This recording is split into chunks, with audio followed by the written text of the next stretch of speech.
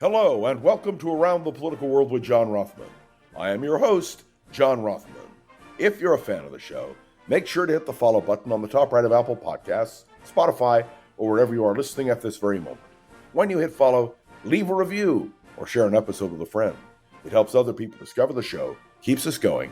As I like to point out each and every day, it expands our base. We are all asking a simple question. What in the world is happening? And yes, the whole world is watching.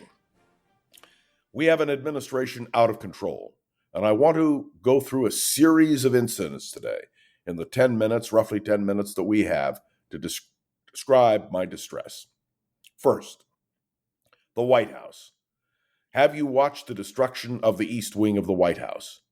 Are you aware that there has been no federal authority, no supervision, no historical preservation, nothing?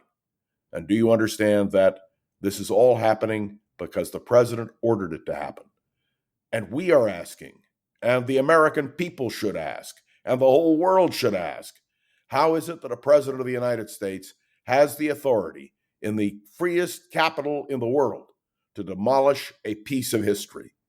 I say this because we could spend an hour just talking about what's happening in Washington and the deep distress that we all feel.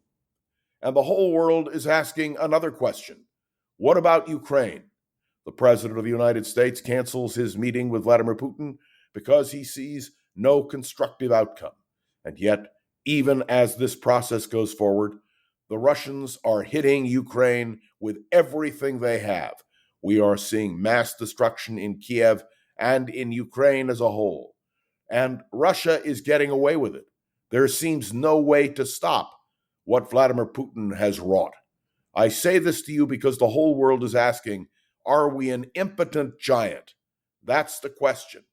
And I believe there is serious concern about what is happening in Ukraine, not only by the Ukrainians, but also by Latvians, Estonians, Lithuanians, Poles, the people of Eastern Europe, and yes, by NATO itself. We are witnessing the impotence of power, or, if you will, Vladimir Putin's defiance of the world. And in the Middle East, what are we witnessing? We are certainly not witnessing peace, and the whole world is now silent as Hamas continues to dominate in Gaza and destroy the Palestinian people. There is something absolutely wrong here. And again, the impotence of the world is real. No one deserves a Nobel Peace Prize for the failure which is happening. And when I heard this morning the Vice President of the United States trying to dictate to the Israelis their national policy, I thought to myself, my goodness, what have we come to? This is a moment when the whole world should be watching and the whole world should be demanding that Hamas disarm. And Hamas's response, we're not going to disarm. And that's not all. Take a look at what is happening in the United States of America. Take a look at what happened in New York City, where ICE conducted raids. And yes, indeed, on the eve of a mayoral election, we are seeing a president trying to take over New York. There's no question about it, and it's deeply disturbing. But we don't need to look as far as New York. Take a look at Chicago, take a look at Portland, and take a look at the silence of the United States Supreme Court up to this moment on whether the president has the power to do what he wants to do. And shall we for a moment, because this podcast, although today I am in Dallas, Texas, this podcast generally is from San Francisco, California, shall we talk about what is happening in San Francisco, where the President of the United States has threatened and now has moved ICE into Alameda County on the very doorstep of San Francisco in order to move into San Francisco and do God knows what. Do you understand that we have a situation which is beyond belief? And let me be clear, when the former Speaker of the House of Representatives, who is a resident of San Francisco, makes the statement that if ICE comes into San Francisco and commit crimes, they should be prosecuted, there is no doubt that now America faces a crisis on so many different levels. And I want to be crystal clear. The reason we have this crisis is because we have Donald Trump in the White House. No one could have imagined in their wildest fantasies of what the state of the world would be within only a year, less than a year, of Donald Trump's second term as president. This is a moment when the whole world is watching and wondering the very same thing that I am wondering. What in the world is happening to the United States of America? And what in the world is happening with Donald Trump? And where is the Congress? Where are the co-equal branches of government? A former Supreme Court Justice, Anthony Kennedy, describes in his new book and in interviews he is doing now the fact that America's system works only when there is a balance of power, only when there are three functioning branches of government, the executive, the legislative, and the judicial. And have you, my friends, witnessed the fact that this White House has total contempt for the American system? This is a dangerous moment in the history of our great republic, and the Supreme Court must step in now. And I want to say a word about the fact that the Speaker of the House of Representatives refuses to summon the House back into session. Can you imagine, at this critical moment in history, when action is required, that the House of Representatives is not called into session? And the real reason is because the Republicans are afraid of a discharge resolution requiring 218 votes dealing with the Epstein matter.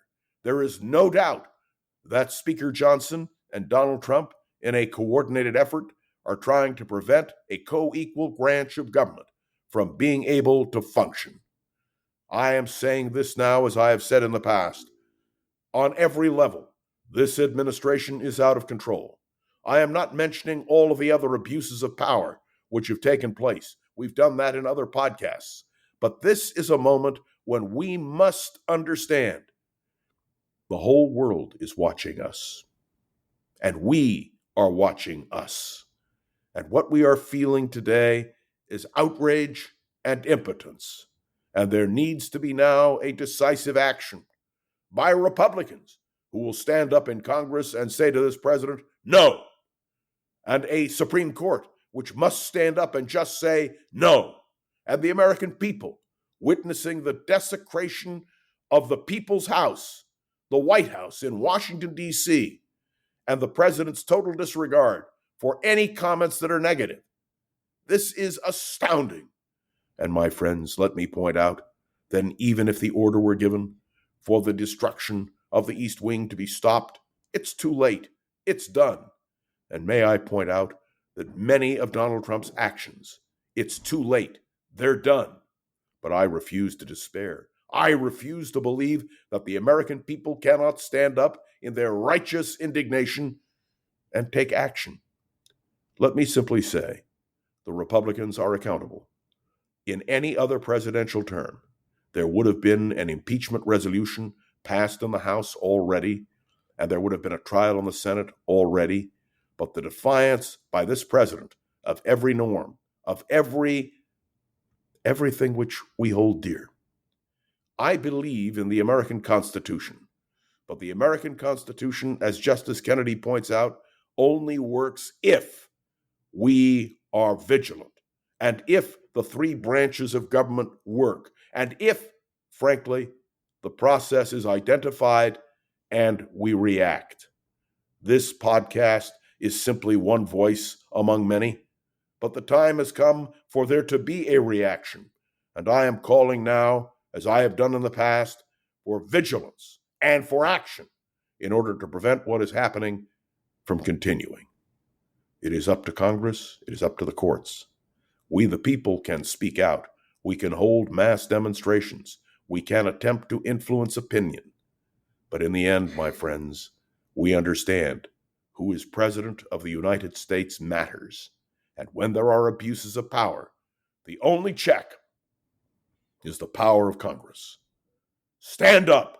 Be counted. American democracy is at stake. Thank you for tuning in to another episode of Around the Political World with John Rothman. I am John Rothman, Make sure to follow along and let me know your thoughts on the show by leaving a review on Apple Podcasts and sharing an episode with a friend or colleague so we can continue to grow and expand, which is, of course, our goal. I want to say that you can interact with me on Facebook, on LinkedIn, and, of course, you can email me directly. But the most important thing we can do is spread the word. My special appreciation to Gogo Zoger, the wonderful producer of this podcast. Gogo, thank you for everything you do. I am John Rothman. You are listening to Around the Political World with John Rothman, and I will be back tomorrow, I hope, with better news. See you then.